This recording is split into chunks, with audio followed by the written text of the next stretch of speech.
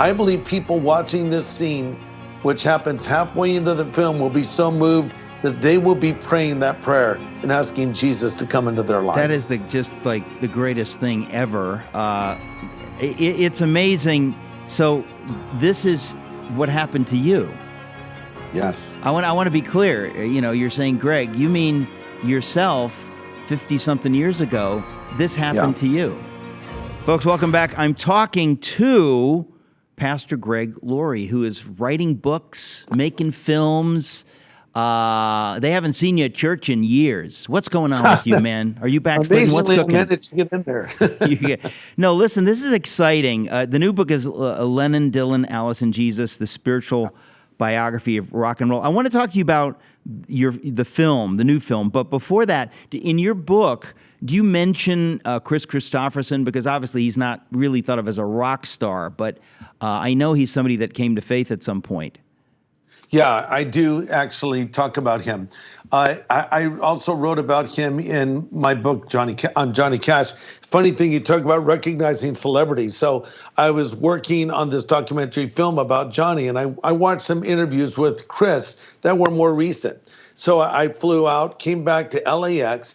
I'm walking in my car. I see this guy from the back, and somehow I recognize him. From the back. From the back. See, that's next level crazy stuff. That's like Holy Spirit stuff. That flesh and blood is not capable of recognizing somebody from the back. You're telling me, you're not kidding, from the back you said, I think that's Chris Christopherson. Yep. So I walked over and I said, hello, Chris, I'm Greg Laurie. I've written this book, and I held up my Johnny Cash book. And I said, and I quote you in the book, Chris, and I'd love to send you a copy. He gave me his address. I sent it. He wrote me back and said he was going to read it. He was a very nice man. And he, there's a series that Ken Burns did on country music. I just watched it. Wasn't it great? It was great. I only have one question, though, because it really was great. But I have one question. The whole film, it's about country music, and it's Ken Burns. It's going to be soup to nuts, encyclopedia. It's going to cover everything. They never mentioned Glenn Campbell. And I thought, what was that about? What was that about? Is that not odd? It's like they decided, no, he was pop. He was popular. But it was just bizarre because it's really good. I spoke about it on this program. I had not noticed that. And in fact, Glenn Campbell really popularized country music, especially when his TV show came on. He was part of what was called the Wrecking Crew. Listen, he was the ultimate session musician who then made it big, yeah. And one other thing, Glenn Campbell became a Christian as well. So he was very upfront about his faith. And so coming back to Chris, I gave him the book. What were we talking about, Chris? Or I want to tell you a freaky story about but you and I talk about like recognizing celebrities. Nobody else sees them. Yeah. Says, where? What are you talking about? I may have told you this story. This is a true story. I was in Berlin, Germany, with my wife and daughter. I never have time, but we had a day. And I thought, well, we have a day with nothing to do. Let's go to the zoo. Let's go to the Berlin Zoo. Hey, what's the last time I've been to a zoo? What's the last time I saw, a rhino up close? Other than Mitt Romney. And the answer is it's been many years. It's been many years. So we go to the zoo, and this is maybe 3 years ago, and we go to the hippo house. The hippo house at the Berlin Zoo. We go into the hippo house. It's dark. It's kind of murky. There's glass. You're looking for the hippos, and the hippos are not cooperating. So I'm looking, and it's like, I turn around, and I see like an old-looking German guy standing there. And then I realize it's Chris Christopherson in the hippo house at the Berlin Zoo. And I said, hey, Chris Christopherson, what are you doing here? And we had a conversation, and he didn't remember meeting you at the airport. No, I'm just kidding. I'm kidding. But it was so bizarre that no one else who was there saw him. Yeah. He was there, but no one else saw him. And I was, of course, thrilled to death. And I told a friend, and my friend told me what's in this Ken Burns documentary about his experience about going forward at this church and having this really powerful conversion experience, and then writing one of the most beautiful songs I have ever heard, and I can't think of the title now. Oh, it's called Why Me, Lord?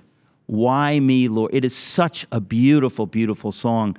But anyway, he's obviously Christian, and somebody said to me that he plays it, or maybe he said it in the Ken Burns thing, that he plays it, he ends every concert with that song. So he's still clearly, you know, is a believer. Well, let's turn the page to your film, Jesus Revolution.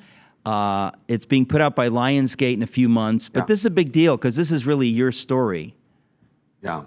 Yeah, it is, and I think they cast it really well. I've seen the director's cut, and we've shown it to some people, some audiences, and Lionsgate just test marketed it at a special audience, have invited people, and they have all this research they do, and they said it tested higher than any faith film they've ever put out there, and even tested higher than most of their other films as well. The audience seemed to really connect. I think it really touches people emotionally.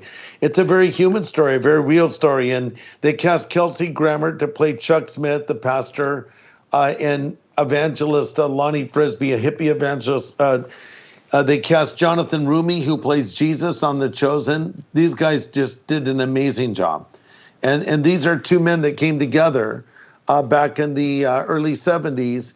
And it was this explosive thing that took place, and a spiritual awakening broke out in this tiny little church that wasn't doing that well, when Chuck Smith, a very conservative man, opened the doors and let the outcasts in. In this case, it was the hippies. Today, it would be someone else.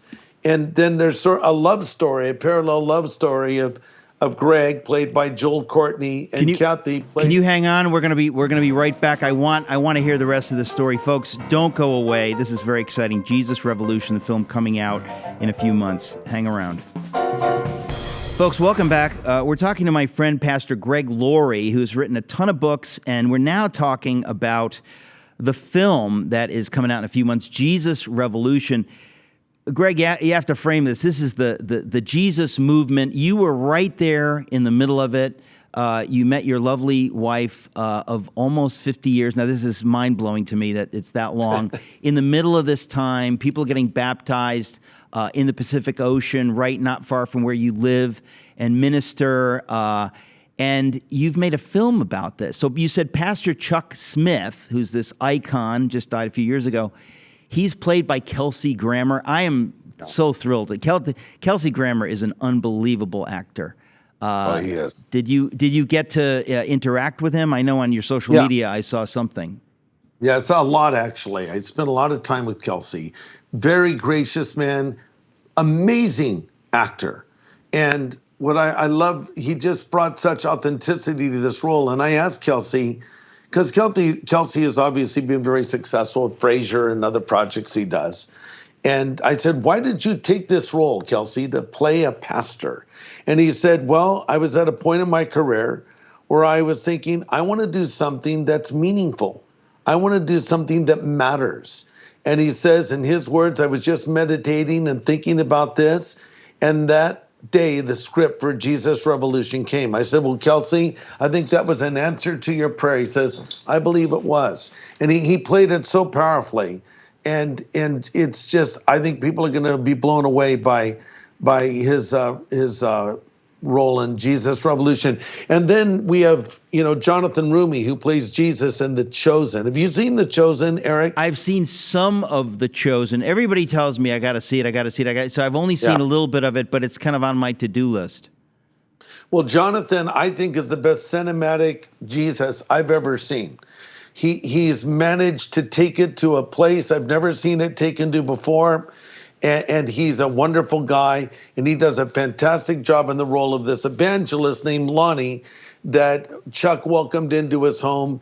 And then Joel Courtney is he's a very popular young actor. He was part of the Kissing Booth on Netflix and Super 8, directed by Spielberg a number of years ago. He plays Greg. A very outstanding actress named Anna Grace Barlow plays Kathy. And there's a beautiful love story. And so there's laugh out loud moments, there's tear up and maybe cry out loud moments. But here's the coolest thing about this film is John Irwin, who's the director. I just said, John, I think it's really important that we show a conversion in a legitimate yet a cinematic way. It's never been done. Every time I see a conversion portrayed in film, they just don't get it right. And so John said, I agree. So he wrote it into the script. And so there's a moment when Greg accepts Christ and Lonnie leads him to Christ, and we have this on the screen. Then Lonnie baptizes Greg. It is such a powerful scene. And Eric, I think that when this scene is shown in theaters literally around the world, it'll be a global release and it streams later on different platforms. I believe people watching this scene, which happens halfway into the film, will be so moved that they will be praying that prayer and asking Jesus to come into their life. That is just like the greatest thing ever. It's amazing. So this is what happened to you. Yes. I want to be clear. You're saying, Greg, you mean yourself 50-something years ago, this happened to you. Yes, it did, 100%. And I wanted, and it's a funny thing, too, because this is set in 1970, but for some reason, 1970 really parallels this moment in time we're in. I don't think the 80s do. I don't think the 90s do, or the early 2000s. There's something about that era, because we're still listening to a lot of the same music. We still, a lot of young kids today have rediscovered, discovered for the first time, Led Zeppelin, the Beatles, Jimi Hendrix, et cetera. And so all these cultural touch points in the film feel like it's now. The movie doesn't feel like a time capsule. It feels like this is happening now. And our hope is that as people watch it, especially young people, and by the way, when they test marketed it, they were really surprised by how many young people, especially young women, liked it. Usually they find older Christian women like the Christian films. In this case, it was younger Christian girls, which I'm very happy about. And so I think that this is going to be a movie that hopefully would inspire a young generation to say, Lord, we want to see it in our generation. Well, Greg, and I know that the only answer to all of our ills, cultural, personal, is Jesus. Let's be blunt about it. And there's a lot of misunderstanding on that, but sometimes there's no way around it. That's the answer. Now, you've experienced that viscerally, changed your life. You've walked it out over the decades. I experienced it in a different way, viscerally changed my life. How many people we know whose lives were totally transformed? And we know we're not perfect. We know we still have a long way to go.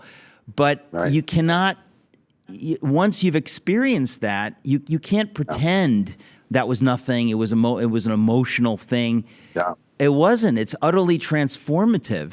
And so, but the fact that, your story and Kathy's story is going to be on film, I'm very excited about it. I'm amazed that Kelsey Grammer plays Chuck Smith in this. And I know if Kelsey hadn't gotten the job, I know it would have gone to me, but I'm not bitter because I'll get other parts. You know what I'm talking about, man. I'm going to get other parts.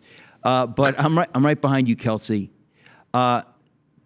Seriously, it's so terrific. And I know because we've talked about this, we've shared about this, but to reach the culture with Jesus, to do it in film, to do it in these different ways, it's vital. And we also know that we need revival in America. We need Jesus in America. So I'm just I'm absolutely thrilled. So the film's coming out when? February of next year. February of next year. Okay. Well, in the meantime, people can read your books, Lennon, Dylan, Alice, and Jesus. And the Bonhoeffer film is coming out next year. We just got our Bonhoeffer. I can't talk about it. I can't talk about it on the air. They might shoot me. But it's very exciting. So God is at work in this messed up culture. God is at work. It's just a joy to spend a few minutes with you, Greg Laurie. Congratulations on the book, on the movie, and give my love to Kathy. God bless you, my friend.